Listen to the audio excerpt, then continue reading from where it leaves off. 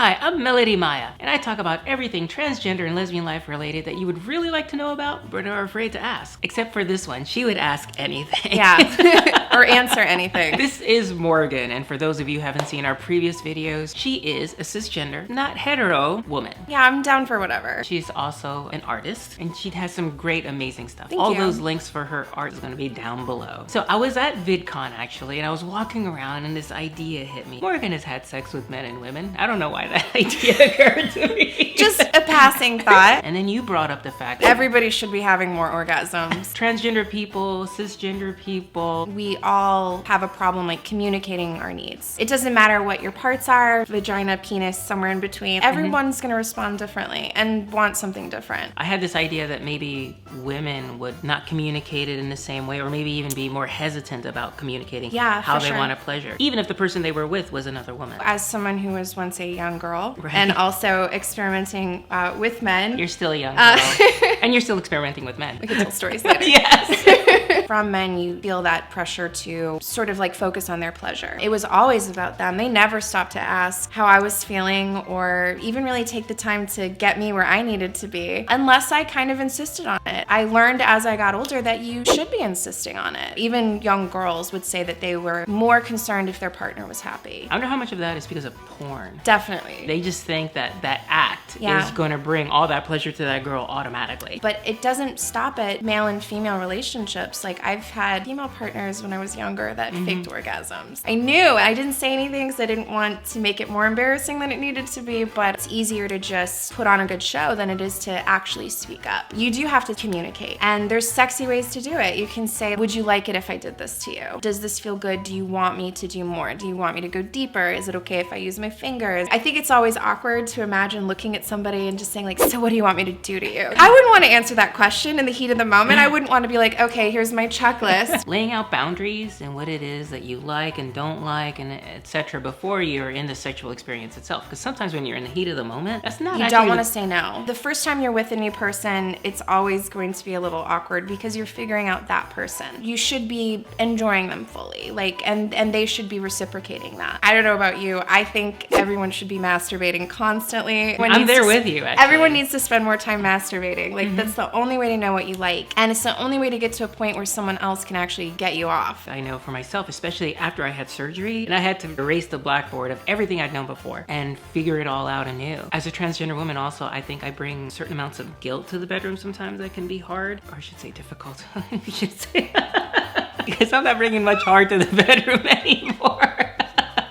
Look, I'm all red. There's a feeling of not being like the usual partner if you're with a cisgender woman who's been with only other cisgender partners. Feeling the guilt of putting a whole lot of pressure or weight on whoever I'm with to get me there. Because they of course, they want you to orgasm. And it's just really hard for me. It's really difficult not to feel broken. You know, don't even worry about it. I'm not really gonna be able to get there. Well, there is more to sex than just like the big finish. I think it's also important to accept that if you have a hard time orgasming, you might not get there every time. And to be clear with your partner that doesn't mean it was an unsuccessful encounter. Sex for two people can just be cuddling and kissing and doing hand stuff. It doesn't have to involve things like penetration. It's up to you to define what you consider to be pleasurable. You have to take the pressure off of yourself, but also off of your partner. When you're comfortable and it's ready to happen, it'll happen. Getting naked with somebody for me is a big deal. For all of us. Yeah. with my body insecurities that I have. Sometimes when I can't get there, I will take matters into my own hands, so to speak. I think people feel really self-conscious about like self-pleasure during sex, but that can also be a huge turn on. Just the fact that you can see your partner actually enjoying themselves, even if they're the ones that are doing a lot of the work. Sometimes that could be like touching yourself while your partner kisses your neck, and that can be really sexy. I'm more concerned with how they're gonna feel about it, that they're gonna feel that I'm somehow saying, hey, you're doing it wrong, this is the way. Sometimes I do it, not because I necessarily even want an orgasm in the moment, it's because I know that they want me to orgasm, Right. and they feel bad about that, and I don't want them to feel bad about it. The whole point of having sex with somebody is that you get naked and you feel pleasure and to share that with each other. Otherwise, I just stay home and do it myself. You are the one that I'm choosing to do this with now. I've had partners request that I touch myself. I need to get over the guilt about it. But you know, my sexual history as a woman is much shorter than my sexual history with having a penis. And with a penis, it was a lot easier to get there. It just was. Touching myself with a sexual partner also is a good way for them to see what it is that I do like. You don't always have to explicitly say, say, do this at this speed, in this circle this way, tickle my earlobe. When you are touching yourself, you're showing that person how to treat you. Or you can take their hands and put their hands on you. You're showing them the roadmap to your pleasure in your body. Yeah. And I think the best way to have that map in the first place is to masturbate. I can be done in about 30 seconds if I'm really trying. Like, wow. Because I've been doing this for a while. I'm very, very...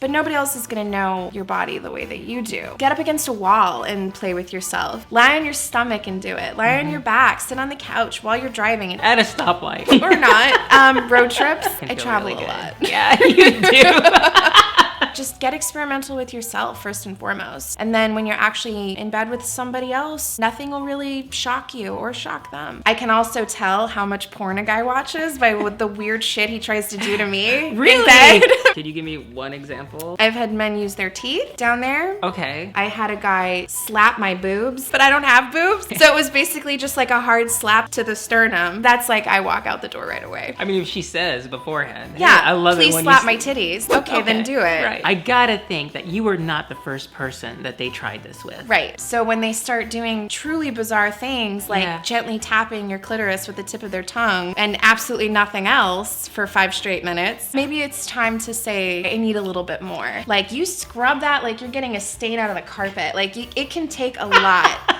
It can take a lot of pressure. I want enthusiasm. I am totally with you there. Yes, really, really get in there. I told somebody that wants to go like that, you know, and they were like, really? And I'm like, yeah. And obviously you want lubrication there at that time. Putting pressure on it feels a lot of pressure. So good. Get in there, check in with your partner. Say, do you like it when I do this? Do you want me to put more pressure? Do you want me to go deeper? Do you want me to go harder, faster, slower? It can be something that is sexy and passionate. I think there's a point at which we also have to tell our partners, maybe before we have sex, that you want a real answer back. That you don't just want, yeah, it feels good. Oh yeah, no, that's okay. You need to tell them that it is okay for them to be honest. Because there's too many people out there not having enough orgasms because they aren't being honest in those moments. It can be a journey to get to the point where you are comfortable talking about what feels good. I think one of the sweetest ways that you can encourage your partner is to say, I love the sound of your voice. I love it when you tell me what feels good. I love when you react to me that way. Let them know that when they do react positively to what you're doing, that it's actually like giving you pleasure. That is totally an individual specific person driven thing, sadly. Yeah.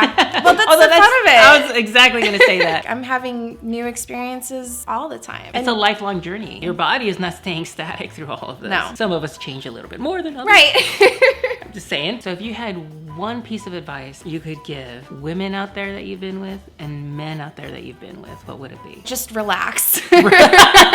Relax. You know, we're here to have a good time. For women, if it's your first time with a woman, if it's your 100th time with a woman, try to relax and go with it. And, you know, maybe alleviate some of that pressure over yourself having an orgasm or giving your partner an orgasm and just try to enjoy the time that you're together and focus on what's pleasurable and not necessarily what's going to get you to the finish line. And then for men, also relax. I hate feeling like I could literally leave the room and go get a snack and you wouldn't even notice. We know you're going to get there. That is fascinating because what you basically gave was the same advice for men and women that have two totally different expressions of how that happens. He's trying to get to the finish for himself. Yeah, and then usually when he's done, it's over. She's trying to make sure that you get to the finish and she herself maybe. That's really deep. Yeah. You actually said something extremely profound. Mind blown here a little bit. And never fake it. It seems like a really simple solution to a complex problem in the moment. You're not teaching your partner anything that's valuable in the long run. You don't want to end up down the road with somebody who doesn't know how to please you because you never showed them. Don't worry so much about trying to keep the awkwardness out of the situation. It happens. People fart, people slip. They get fucked to the point of exhaustion and have to go to the hospital. That was a story we won't get into. They know me down at Florida Hospital now. Do they? Yeah, they have like a picture of me on the wall. You need humor even in the bedroom. I can't think of a better note on which to leave the video. If you've ever had some awkward sexual encounters, leave them in the comments down below because I want to know. As I was saying earlier, I'm going to have all of Morgan's links down below, including to her website. So you can also see her art, which is fabulous and fantastic. And I will say also very sexually empowered. All my socials are also down below. If you have a dime to spare, please consider giving to my Patreon. And on that note, please like this video by giving it a thumbs up. Please share this video and please subscribe and see you around interwebs.